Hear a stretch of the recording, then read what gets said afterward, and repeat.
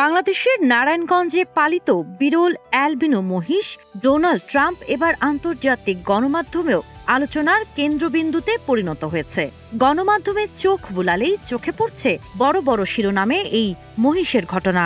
বিশ্বের সব বড় বড় নিউজ মিডিয়াগুলো এই সংবাদ প্রচার করছে ঢালাওভাবে।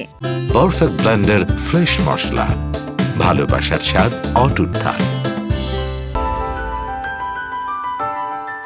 প্রায় ৭০০ কেজি ওজনের গোলাপি আভাযুক্ত এই মহিষটি পালন করা হচ্ছিল পাইকপাড়ার রাবেয়া এগ্রো ফার্মে।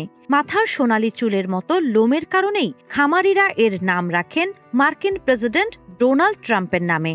ঈদুল আজহাকে সামনে রেখে মহিষটির ছবি ও ভিডিও সামাজিক যোগাযোগ মাধ্যমে ভাইরাল হলে বিষয়টি আন্তর্জাতিক সংবাদ মাধ্যমের নজর কাড়ে।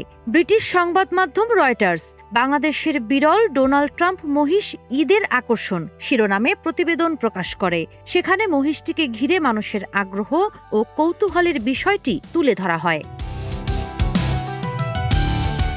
এছাড়া দ্য টেলিগ্রাফ ঈদে প্রাণীটির সম্ভাব্য কোরবানির প্রসঙ্গ উল্লেখ করেছে।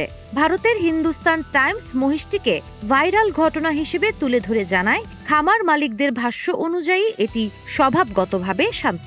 অন্যদিকে এনডিটিভির প্রতিবেদনে মহিষটির চেহারার সঙ্গে ট্রাম্পের মিলের বিষয়টি বিশেষভাবে উল্লেখ করেছে। স্থানীয়ভাবে ডোনাল্ড ট্রাম্প এখন শুধু একটি কোরবানির পশু নয়, বরং সামাজিক যোগাযোগ মাধ্যমে ভাইরাল এক ব্যতিক্রমী আকর্ষণে পরিণত হয়েছে। সাবা খান, নাগরিক প্রতিদিন।